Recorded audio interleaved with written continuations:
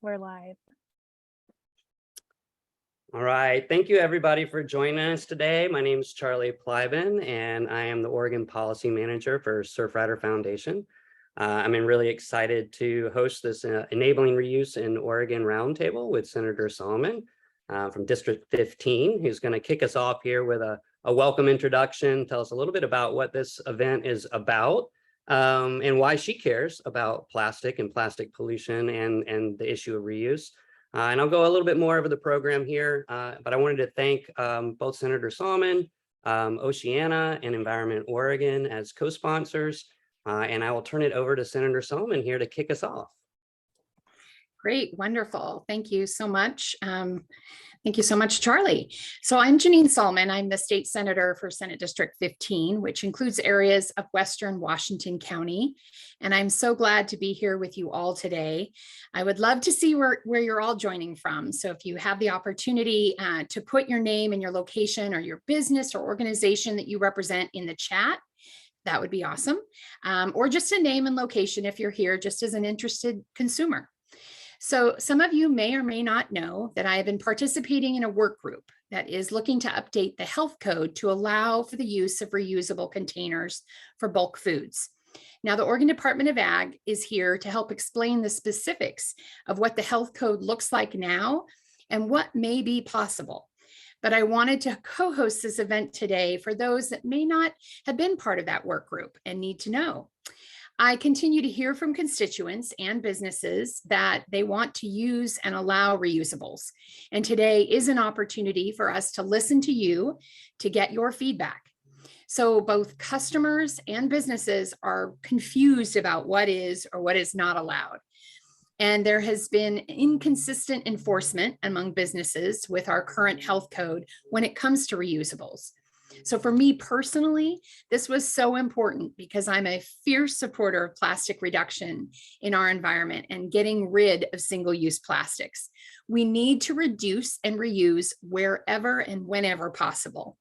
The overproduction of plastic is a huge issue that no longer we can ignore because it only grows larger.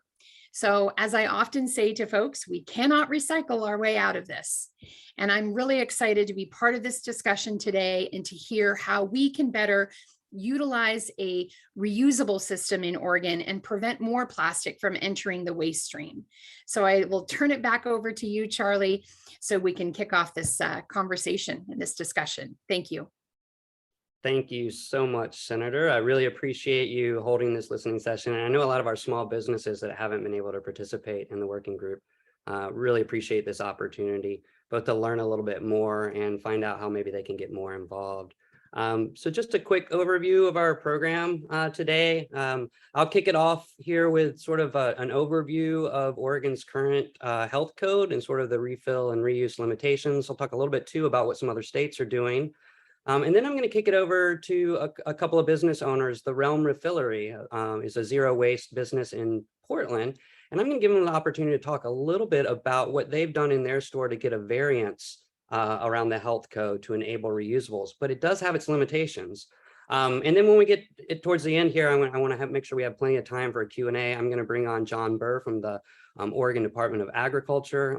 He's going to talk a little bit about the current program to update some rules, as well as Abby Bedoris, who is in charge of a lot of waste management issues and does a lot of work in waste reduction, recycling, and most recently she was very involved in leading the efforts around the Recycling Modernization Act and Plastic Pollution Act. So I'm excited to hear some of her thoughts and DEQ's role on reuse. So I'll jump right in and start with like, what's the problem? And I think that Senator Sollman framed it pretty well, and that, you know, plastic packaging and pollution is a major issue. This is not something new to most of us that are probably participating, and this is probably an ethic that many people run their businesses by and live their lives by, is considering how to reduce plastic packaging and therefore pollution in our environment. So it's well known that this is a reuse, and reusables is a key strategy. I think people have gotten really comfortable using their own water bottles, and that's become pretty mainstream. The same with coffee cups, and that's become really mainstream as well. So you see the code kind of flexed and enabled for that. But many of us who's been traditionally using reusables for bulk foods and maybe even produce and otherwise, The code hasn't quite caught up to us yet. And in some places it's inconsistently enforced. And so that's kind of one of the big challenges, that technically reusable produce bags, bulk food containers, and takeout containers, they're not actually allowed under the current code. So wait a minute, you might be thinking right now, I've been doing this all my life and I just went to the grocery store. In fact, that's a picture on the bottom right of that I just took from my kitchen. And you'll see that there's at least 12 goods there that are in reusable containers that I took to a store and refilled in bulk. That's technically not allowed under the current health code.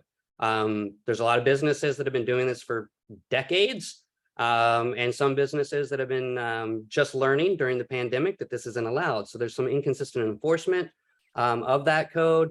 And then there's also a lot of cultural, well, just for decades, people have been doing this. And so they didn't realize that they can't. And so really the business owners that have been had enforcement actions are the ones that suffer the most, and then eventually the consumer. But just maybe if we could start a poll here. I don't know if Bree has the polls handy. You know, before reading about this, did you know, how many of you guys knew that it's not technically legal to bring your own container in the bulk section?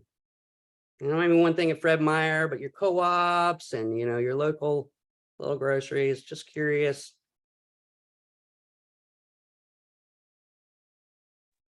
We've still got a few rolling in, and then I'll display the results.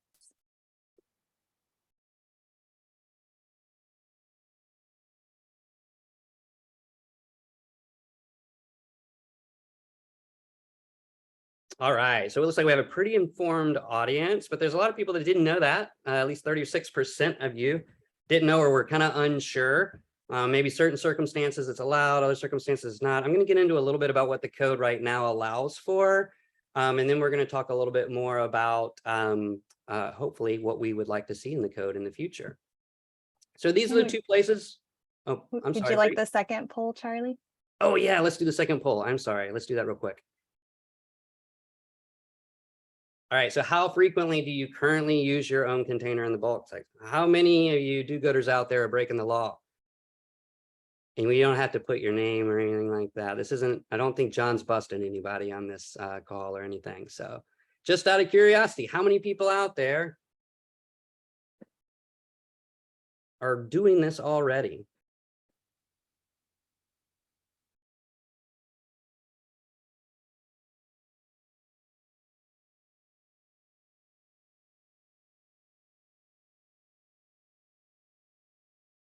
All right, that's a pretty even split around everyone there, but the lion's share of you every time, most of the time, or half the time is pretty good.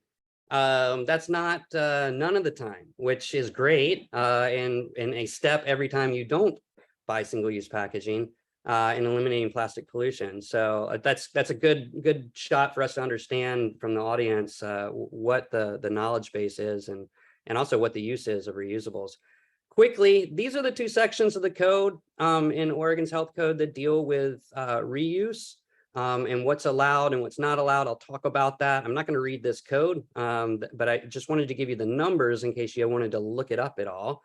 In short, what's allowed in Oregon's health code, water vending machines. So that's both your reusable water container that you fill up at that top picture, but also those bulk giant ones you can refill for people that need potable water at home, or for traveling or camping or otherwise. Non-potentially hazardous beverages, so beer, wine, kombucha, those types of containers, those are allowed under certain refill sort of situations, and there's a contamination-free process that's required there, but that's something that's readily allowed. Also, some hazardous beverages, so coffee and tea, those are allowed. Now, you know, these are nice little carved out pieces of code for, you know, pretty regular single-use opportunities, and it's great, but it is very limited with just beverages. In fact, if you read the code, it says this is allowed for beverages. You could actually insert the word food right next to it, and it would seemingly allow for the same process of contamination-free and refillable opportunity. But right now our code really only allows for mostly beverages and certain beverages under certain situations to be refilled. Containers that are refilled in a regulated processing plant. So that's like, your Lacme milk, or some kombucha does that as well, where you return an empty kombucha to the store. It goes to the processing plant though, or to where it was actually created, and they refill. So we have some beer that's doing that as well right now. That's allowed. And then third party, that's like a little loophole. So GoBox is a great business that has figured out that, they can offer this service, and they can clean things off site, and they can, but they're not regulated because they're not a retailer. So they're not actually regulated under the health code in the same way. So having a third party do that is another strategy that's been employed and allowed under Oregon's health code.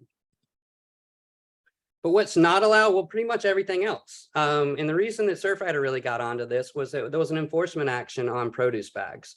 And we had just passed a plastic bag ban, and produce bags was part of that. And we thought it was shocking to hear from a certain pretty high profile business around Portland that they were no longer allowing any reusable produce bags or any other reusable containers in their store due to some enforcement. And so that really tipped us off that we needed to kind of dig into this. And lo and behold, like everything I've been doing all my life and still continue to do is actually not under the current code. So those mason jars that I refill, that produce bag that I use, it looks just like the reusable bag that I put the rest of the food in, but for some reason produce is treated differently. Those container exchange programs, we love those in a lot of places where you're allowed to bring back a container and the business cleans it for you. Technically, without a variance and without a really strong variance from and process that you're going to hear a little bit more about, that's not allowed either under our current code. So there's actually a lot that's not allowed under our current code, unfortunately. So I want to talk about some key code policy points, and because it seems ridiculous to a lot of us that this isn't allowed, and there's some reasons why. And one, some of the key policy points that we think about, one is the containers, like what kind of containers should be allowed to come in and out of a store, and what means reusable and what means single use, and defining that, particularly from a risk management standpoint and a reuse standpoint, is really kind of important at getting at the heart of a lot of the concerns that Oregon Department of Agriculture or those involved in risk management might need to be concerned about. So the other thing is risk in the process for cross contamination, or a process for eliminating cross contamination. So there's a lot of concern around cross contamination. Ironically, just for this, not for beverages and other things, is quite the same. But there's a lot of concern about whether or not a container that comes in contact with can come in contact with bulk food can contaminate the food. So it's eliminating that risk. And eliminating that cross-contamination opportunity is a key part of the policy. And the process to get there, is that a scope of procedure that's developed by the state and required, or do businesses have the freedom to sort of create that how it best works for them?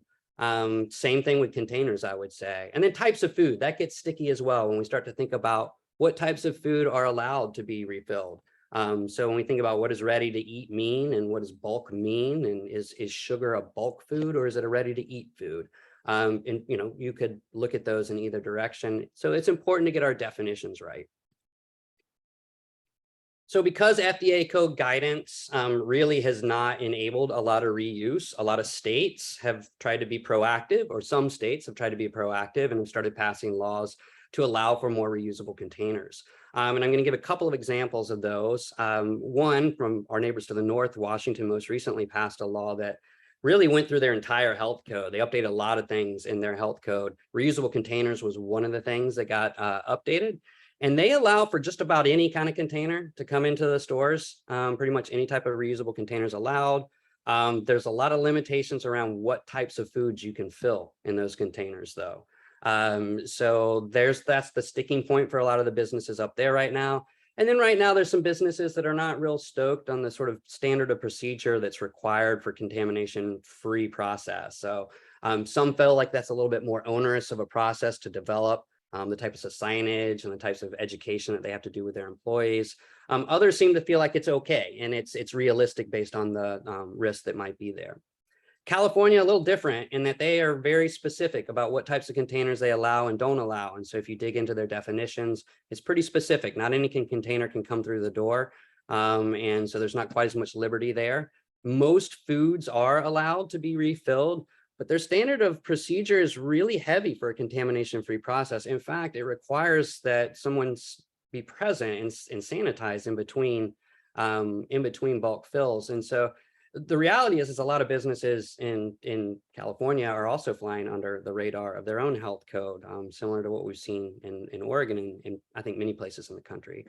Illinois is one example of probably the most liberal looking container policy, reusable container policy that we've seen. I need to dig a little more into their code to understand the rules around it, but they allow for pretty much any container. There's like really no food specifications on what can be allowed. And they even have a preemption that disallows local municipalities or businesses from passing the laws that don't provide the opportunity. And that, I think that gets at sort of a food access issue and maybe even potentially a financial issue and hardship for some individuals. And so I thought that was a pretty interesting piece of their law. So that kind of gives you the landscape a little bit of where we're at in Oregon, what we have in Oregon. I want to now flip it over here to a couple of our guests, though, to talk a little bit about their business, how they've gone about the existing code, and how they've tried to get around that. And they've really built their business around zero waste. And so, you know, a lot of us do this because it's ethically right. A lot of us do this to save money. Some people are trying to reduce their exposure to toxins and plastic packaging. And that's why they exist in bulk. And businesses, they look to serve all these people. And so I want to turn it over now to Brit and Ryan from the Refillery, who are going to talk a little bit about their business, their zero waste strategy, why they do this, and what does a ideal code look like in their view. So I'm going to stop and turn it over to these two. Hey everyone, I'm Ryan. I'm Brit. And we own the Refillery in Portland, Oregon. We are the first entirely package-free grocery store operating in the state. We've been open for 3 months now.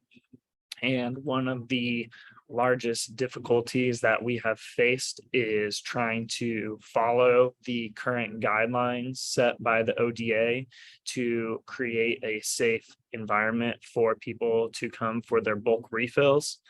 And we run a zero waste business here to allow for customers to have the option to reduce their waste while doing their everyday shopping. And some of the things that we wanted to talk about with everyone here is our current limitations. Right now, there is a restriction that allows for people's ability to reuse their containers. Part of the problem that we've been facing as a small business is the container costs, as well as the time and labor involved in cleaning the containers for the reuse. Something else also is that we're trying to reduce the unnecessary waste, and by us purchasing more containers, even though they are recyclable and reusable, we are still contributing to more containers than is necessary. And we really want to push for the reuse, as there already is a single-use plastics ban in our state. And we find that the two kind of go hand in hand with allowing for reuse. And it's really affecting small businesses, not just us. And the restrictions are leading to customer loss. And the restriction is not allowing for a more circular economy, especially for the co-ops and small businesses like us, where people can come and shop in bulk and be purchasing items and putting that money directly back into our own economy here in Portland and in Oregon and whatever, city the businesses are located. Something else that we feel is very pressing with the issue of reuse is the food equity and accessibility. And part of that is giving customers and businesses the freedom to get the food they need and to sell the food to customers that they need in the amounts that work for them. And it creates a more just food system, which allows for customers not to buy into predestined amounts and needing more or less than is actually needed for their survival. one of the big things that's I know is a concern is sanitation. In a small store like ours, where we are a 2,000 square foot building and only half of it is floor space, there's ample time and ability to regulate the sanitation of the containers that are coming in and to ensure that clean containers are being brought in. And there's very clear ways to be watching customers to make sure that they are following the laws and not causing any cross-contamination issues. And I really do want to press on the freedoms of everyone being very, very important. People have been refilling in everywhere in the world for as long as you look back in the history of food systems. There's some places where the modern grocery market doesn't exist, and that's how the food's always been sold and will continue to be sold that way in a safe environment. And with food packaging becoming a global concern, I think this is a good way that we can take a step forward as a state and as a community to take one extra step in providing a way to create less waste for all consumers, especially given that not all containers are going to be truly recyclable, even if they say they are. And the Illinois state law for us is something that we find is a very enabling law for customers as well as businesses. And it gives people the ability to bring in their own containers and put whatever food they need into the containers within a safe and cleanly environment. And also, if the laws to change, it's very conducive to the well-being of not only the community, but also the planet as a whole. And we can start paving a way for other states to follow in our footsteps and enabling more businesses and enabling more people to have the option to reduce their waste. And there are still lots of businesses that have been allowing this under the radar, and we really want to make a point of, if you want to do this right and be following the laws and being up to the food code, then it can be very difficult and pressing. It took us about a year and a half to complete the variance request application and get it approved to allow for the standard operating procedures of our store to fall under the state law guidelines. And it's hard knowing that there are other people out there who are choosing not to follow the laws, and it makes it difficult for other businesses who are. And again, this circles back into enabling small businesses, which helps enable the community and putting more money back into the community, especially for a business like ours, where we do work with lots of small local vendors and local farms and are funneling as much money of ours as possible back into the community. I think it's very important to consider what changing this law could do, not just for us, but for the rest of the co-ops and small grocery stores in the state of Oregon. And it currently feels that the more with the restrictions, that those who do choose to follow the law are being more restricted than those who are not. And I do believe that the standard operating procedures tend to be something that seems very pressing and overwhelming to a lot of folks. And I think that it really truly does not take the time that we might think it does to develop a procedure in which sanitation and cleanliness can be provided and taught to employees and businesses and enforced. It doesn't take long to write a document explaining of people how to keep things clean and how to monitor and supervise customers to keep things clean as well. And I think that it should be reasonably allowed, because people are doing it anyways and there's not being problems. And the bill that we want is, if we can already do it for beverages, I don't understand a reason why we can't do it for foods already. And there has been many success stories of businesses like this throughout the world, which Brittany will tell you all about. Yeah, I first came, the reason why we opened up our business is because traveling I was really inspired by the many countries who actually adopt this way of shopping and who has made it normalized in their country. One of the greatest success stories that I've found was in Australia. There is a store called the Source Bulk, and they're now the largest specialized bulk retailer in Australia. They started in 2012. And their whole belief system is that unpackaged food is easier to access with this type of shopping. And it also helps to reduce our carbon footprint. And every time you shop, their customers agreed that it made a huge difference for them to be able to allow their own container. They also have franchises in England and Ireland, over 60 other countries as well, with no issues since opening in 2012. One of the operational managers I spoke with for the store quoted this, and he said, if it helps, you can let them know that the whole of Australia, they have no restrictions at all of any of the 63 stores. Customers have been able to bring in their own containers since the beginning, and they've never had any issue arise. They also want to highlight that it's not only unique to Australia, but they're also their stores in other countries, including Canada, the UK, Ireland, and New Zealand. And yeah, our household waste is really important, and this could be a huge help to not only small businesses, but also to consumers as well, to be more conscious. Another last point we'd like to make is that containers, it could be given an option to have free containers as well that are still being processed by small businesses with washing facilities in them to provide fresh, clean containers for those folks who are not bringing in their reusables. We have also been working on a online petition since we have opened 3 months ago now, and we've officially reached over 2,000 signatures of people who live in the state of Oregon who are all wanting to push forward for bills that enable the reuse. And we feel like a lot of these current laws are set for large grocery market chains as opposed to the small stores like us.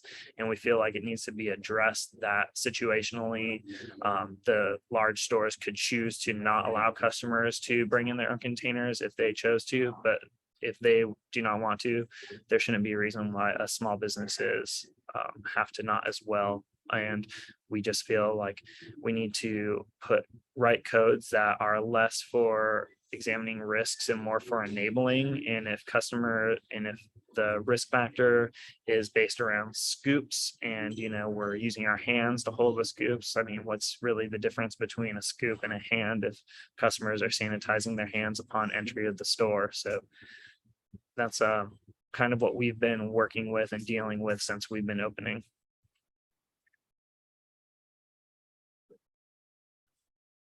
Awesome. Thank you guys so much. We did have a couple of questions come in for you, and we'll address those when we get to sort of the Q&A here in a moment. And I really appreciate both your business, but also your activism around the issue. It really is like moving to hear and starting your own petition on this, and all the work that you went through on the variants. I know it was a learning lesson for ODA too, because it was the first time they were really trying to do this as well, and get the variants. And so talk a little bit about that as we move into our Q&A here.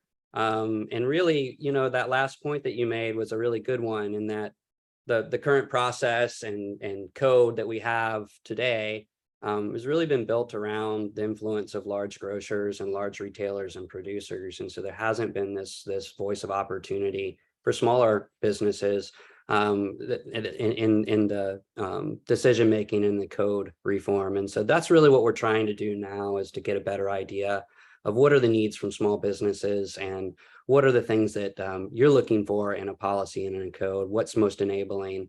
I have John Burr with us from the Oregon Department of Agriculture. John is in charge of the rule update process that's currently happening through the Food Safety Advisory Committee. And then I also have Abby Badoris with us as well. She's with the Oregon Department of Environmental Quality, and she can answer questions that folks may have. Before we jump into the Q&A, I just wanted to give them both an opportunity to introduce themselves and anything they may wanted to add before we jump in. So John, did you have anything you wanted to add, or Abby?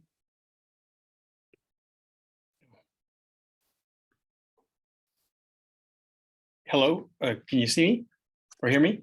I can hear you. I'm trying to start my video, but I'm unable to do so. Oh,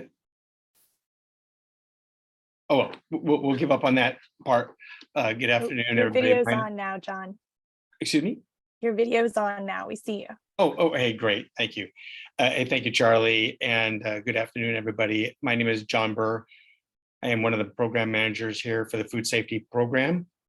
I currently oversee the manufacturing food segment. So that's all the scope of food processing, from everything from dairies to bakeries to shellfish, mollusk and shellfish tanks, candy manufacturing, the whole scope of food processing, except for dairy and shellfish industry. And then also I oversee the retail grocery store segment of our business and cannabis and the FDA contract. There's only two of us managers right at a time, so we're kind of busy, but we're excited to participate in this call and also go down the road of updating the administrative rules with respect to reusable containers. We did start, I don't think Charlie was on board at the time, back in 2019, when we first assembled a group of consumer advocates and industry. We had a good meeting at that time when I think we got the pulse of what people were either experiencing or wanting. Along came COVID, so we sort of put things aside. But all along, we started following the activities of the state of Washington Department of Health. Department of Health in Washington, they license and inspect restaurants and grocery stores there. We did follow their newly enacted, as of beginning of 2021, the reusable container code there. We've did eventually, when was it, Charlie? It was early this year, sort of reconvene our group and Charlie was on board by that time, to take a look at our rules and how we might be able to change them, what rules might work well for us. And there was a consensus, not just by Ag and Charlie, consumer advocates, but also industry thought they could get on board with some of the rule language from the state of Washington. So we've taken the language from the state of Washington, renumbered it, putting it in, renumbering it and modeling it like it would work into our food code. And it would largely allow everything that's currently allowed, plus the filling of some foods in with containers that are, visibly clean, durable type containers for filling of foods out of a bulk fill operation. You could also give your container to someone at the establishment. They could clean it up, give it back to you, and you can refill it. So we're on that path, and I think that's kind of the introduction I can give at this moment, Charlie, but I stand ready to answer any questions subsequently. No, that's great. That's perfect. Thanks so much, John. And like Senator said, like this is our hope for this Q&A was to kind of hear some of these small business voices and take those to that group that's working on updating the rule. So let's, Abby, did you want to introduce yourself quickly? Yeah, thank you. Just briefly, hi everyone, I'm Abby Baduris. I'm a legislative analyst at the Department of Environmental Quality, and thank you for including us in this really important and I think really overdue conversation about reuse. Just a couple quick thoughts. I did want to share that the materials management program at DEQ works to reduce the environmental and health impacts of all products and materials that are made and used in Oregon. We do this by promoting waste prevention and proper recovery and disposal of waste. We work to reduce the impact through the whole life cycle, from production, use, and disposal. using the solid waste management hierarchy, with reuse being higher priority than recycling or disposal. Recycling and reuse are both important methods. Reuse typically is environmentally preferable. Reuse kind of maintains that products in their original form, whereas in contrast, recycling involves destroying them and then making them into new products. So that makes, but I do want to point out, recycling is preferable to making new materials from virgin products, but reuse is significantly greater potential in protecting the environment. We did work with Senator Sollman last year on the passage of Senate Bill 582, which is going to require producers of printed paper, packaging, and food serviceware to bear responsibility to modernize our recycling system in Oregon. And it'll also provide some funding for waste prevention a few years down the road. So that's a great step forward. And with recycling in a good place or on its way there, it's really important to focus back on reuse. And reuse is really important to the DEQ program, and we're really supportive of this work that you're all doing. I just wanted to mention two quick other things. One of our favorite reuse projects that Charlie knows I always like to talk about is our Steel Cow project that we've funded. And that was a dispenser in schools to allow kids to get milk from a large metal dispenser in a reusable cup. And that actually was a win-win, where we reduced packaging, but we also reduced wasted milk because kids only took what they needed, not what was in a predetermined size. That's very related to the Refillery's work. I will say I'm a customer of the Refillery, and they also provide this really good opportunity of reducing both packaging and food waste when you can only buy just what you need in any given time. So I just urge you on, and look forward to helping and support it however we can. Great. Thanks so much, Abby. And we're going to have all of our speakers kind of on standby here to answer questions. And I'm going to just start pulling up some of these questions that came up in our Q&A. And this is one that we hear a lot from the larger industry. And I'm going to let Brit and Ryan field this one. But just curious, if bringing glass jars and filling with bulk items, how is it weighed or priced? Do you know the exact weight or zero it out? Is it tedious? What does your process look like? I think for tear weight. So I think that's something we've heard a lot from industry. How do you guys deal with that? Hi, yeah. So here at the Realm, we use a company that's called FillJoy, and FillJoy works as a third-party system that sits between the scale and a point of sales register system. And what it allows customers to do right now, what we're using it for is we have all of the weights of the containers that we've been legally allowed to use. We have their weights programmed into the device, and then when customers ring out, they put the container on the scale, and we choose the container of which their food is inside of, and it automatically subtracts that weight out of it and puts it into the point of sale system with just the weight of the food provided. And we do that for everything from our glass containers to our paper bags. Yeah, and one cool thing with that system is that in the future, it was actually made for places that could allow bring your own. And unfortunately, due to the regulation, we aren't allowed to use the system fully. If we were allowed to, it would have a little microchip that customers could bring in their own container. They would then scan the microchip, and that weight of the container they personally brought in of their own would then be integrated into that chip. Whereas they would go fill, they would come up to the register, and then we would be able to scan that microchip into our register, and that tear would be deducted. So it is made for someone to be able to bring in their own container. But again, we're unfortunately not able to do so due to the regulations. All right. Thank you so much. You know, I've seen there's actually a couple of businesses marketing out of Portland area that offer reusable containers that have the tear weight written on the side of them. It's like a pretty, and I just thought it was ironic that they're Oregon businesses that they're selling these. So, and I found them online. So another way that I've seen it happen. And I think any store can really, kind of create their own policy, hopefully one day around that. So next question. Let's see. In which ways, if any, does the reusable container work intersect with the Recycling Modernization Act work? It seems that there are similar players here in terms of packaging retailer industry reps.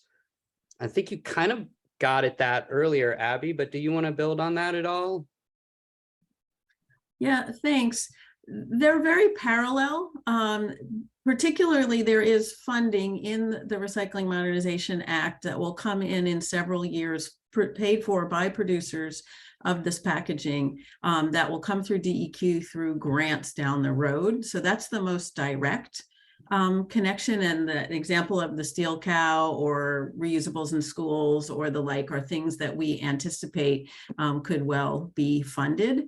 And I would say otherwise, I think it's just really important that we're addressing all the different ways that we will interface. So recycling is one, reuse is another. We need to have a holistic system, so it addresses all the ways consumers deal with their consumption. Thanks, Abby. All right, this next one's for you, John. Celeste says, thank you for being here. What is the timeline for the rulemaking process for updating the codes with ODA, and how can the public best get involved? You're on mute, sir. Yeah. There we go. Can you hear me now? Hello? Yes. It keeps going on and off. Okay, sorry, I apologize for that. So the question was, how long and how can you keep in tabs? Timeline for the process, and how can individuals get involved? So sure.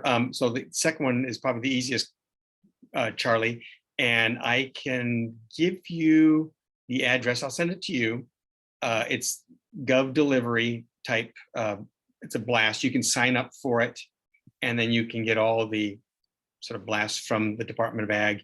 And when we go down the road to changing the administrative rules, there'll be postings on the Gov Delivery access. So I'll send that to you. I don't have it handy at the moment. Okay, if you happen to get it in the next couple of minutes, we can throw it in the chat for folks too. So it'll be sorry. right here and recorded. Sorry, I'll send it to you. Trust me. And then the second question was, the first question actually was, how long? Well, I have put together some draft rules. I have someone else checking it. My boss is going to be checking it, and he promised that he would sort of sign off on it by the end of next week. We plan on sending it over to the DOJ for their quick look at it.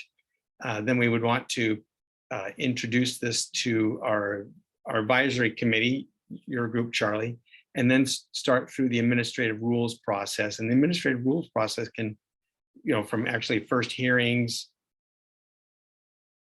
can take a couple months. So, you're looking probably towards the end of the year, perhaps, as kind of my best guess at the moment. So towards the end of the year. Beginning of 2023. Okay. I mean, that's my answer for today. Thanks. Okay, next question comes from Ben. He says, for a zero waste store, how do you receive your goods? Is it in all in larger reusable packaging, or is there back of house waste? So yeah, I think a lot of the waste that might be hidden to the consumer is sometimes how it shows up. And so can you guys talk a little bit about that at all? You're muted. Yeah, totally. So with that, we actually don't call ourselves a zero waste store per se. We kind of like the definition of low impact. With that, because, zero waste is a very hard thing to achieve for us living in such a linear economy. Most things are designed to unfortunately go into the landfill currently. But we have been doing a lot of work with that. Most of our items do come in some sort of closed loop. So with that, a 5-gallon bucket that we then sanitize, wash, and then give back to the purveyor, who then sanitizes and washes it on their terms as well, then refills the product, and then it's sent back to us. Another, container option is that a lot of our items rice, beans, most of our bulk dry goods do come in a paper sack. As you can see, we are in our back stock right now. And most of these items are in giant 50-pound bags. And then they are sealed shut, but they are just paper lined sacks. And that's what's so cool about this way of shopping, is that as retailers, we can buy a very large quantity that doesn't involve plastic, if any, and then be able to put it in our reusable bins for then a consumer to come and reuse their own container to then fill for their own home. And that's what the goal is with our whole business model.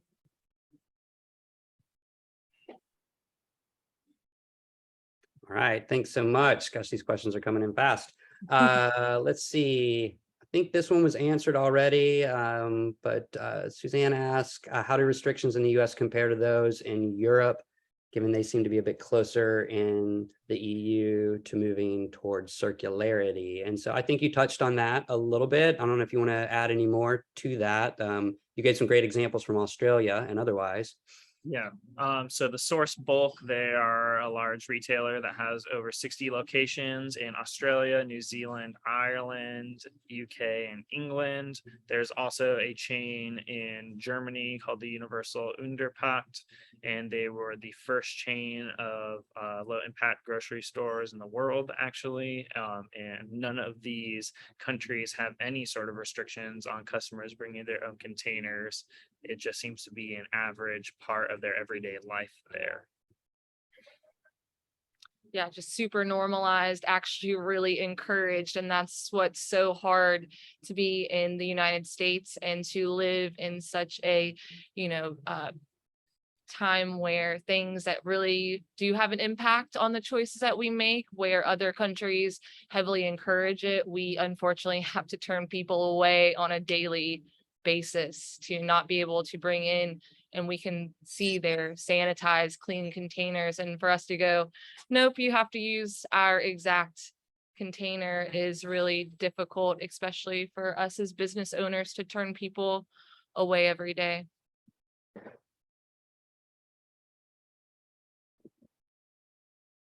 All right. So thank you very much. Sorry, I'm getting bunches of questions here. And see, I'm trying to go from the top down. This one, I don't know if anybody can answer this one, but I'm going to ask it anyhow and put it out there. And it's how much is the plastic industry lobbying at the federal and state levels for erring on the side of caution when it comes to packaging from the disease pathogen protection perspective, which ultimately leads to increased profits for them? I imagine that can be part of the issue here. I can tell you what I know is that the federal code has been mostly influenced by large retailers, producers, and otherwise. Packaging plays into their marketing efforts. And so packaging really stands out a product on a shelf and helps separate it from the others. And so it's really in a lot of producers' favor to have packaging. At the same time, it costs money and it's an expense. So I don't know how much the producers really have dug into disease pathogen protection. And a lot of the foods that we think of at the bulk level, I'm certainly sure that's a consideration though, and how they distribute their foods. But I don't know if anybody else, maybe John might have some knowledge of that and how the plastic industry has showed up in those discussions. We haven't received any comments or questions from them, Charlie, that I'm aware of through the food safety program. Okay, so here's another one, and I kind of know the answer, I think, to this question, but I'm going to throw it out there anyhow. And then I know we're getting long in our time here, so we'll be wrapping up soon. It sounds like there's support from ODA and DEQ for more reuse containers and allowing for this. And so, John, what do you see as the major sticking points or barriers and challenges that remain? Is it political? Like, what are those big sticking points that remain for getting us? Well, I don't know that there's anything political really. I can't comment on some of those things. What we're going to do is continue to listen to the needs of consumer advocates, and we'll write the rules that as we've been talking about. We're going to adopt some rules. There will be a process for people to comment on them. if we think we can make it work, we'll try to put it into the administrative rules. And that's then the administrative rules processes includes hearings, of course. And but I don't think there's anything political. I mean, I think that there are concerns from the large grocers and the industries about what they may be required to do. And I think that Brit and Ryan spoke very well to the fact that right now there are no rules that would require a large industry like a big grocer that was uncomfortable with reusables to be forced to allow them. So I think that piece is the only real political sticking point. Beyond that, there's concern, I think, in risk and trying to make sure that those risks are eliminated. And the two pieces are, what is your contamination-free process and who defines that? And then what is the container? Do we allow any container to come in the door, or does it have to be visibly cleaned? Does it need to be cleaned in some, special place? And so those are the real sticking points, I think, in the policy right now, the things that need to be figured out and ironed out for Oregon. okay. We'll do, I see the senator's hand going up here.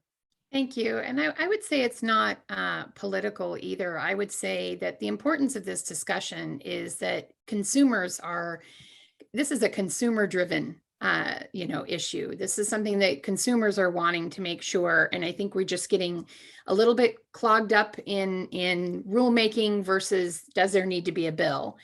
I would also say there is another chain, I think, that is also working towards a pilot program, pretty large grocer chain that is looking to do their own pilot program, because I think they've heard from their customers and their consumers as well. So that's why it's great to see industry on here. It's great to see advocates, and it's really great to see consumers, because ultimately it's so much the dollars will determine policy change, where you spend your dollars. Thanks so much. All right, folks. Well, we're a little past our time. We had agreed with the senator here to cap things off at 12:45. I don't want to keep her any longer, or other folks here, because I know they have other obligations, businesses to run, and otherwise. So, Senator, would you like to have the last word here and send us off? Certainly. Thank you so much. I have really appreciated this conversation, and thank you all for taking part in today's discussion. Ultimately, I think consumers, as I mentioned, drive a lot of this change and ask for a lot of this change, and they don't really care how it's done. They don't care if it's done through a bill. They don't care. They just want it done. And so I think that's why it's incredibly important that as we're engaging in these conversations with the Department of Ag, that hopefully we can do this through rulemaking, and how important that would be for the speed and the process of it all. So I thank you so much for this opportunity. I know there's lots of folks on this call. There's lots of great questions and comments, and thank you so much for taking part in today's discussion. Let me know if I left anything out there, Charlie. I don't think so. Thank you so much, Senator. And thank you so much, Abby, John, Britt, Ryan, for in the realm for participating, and my coworker Bree for making this all work. I really appreciate. I'm sorry I couldn't get to all the questions.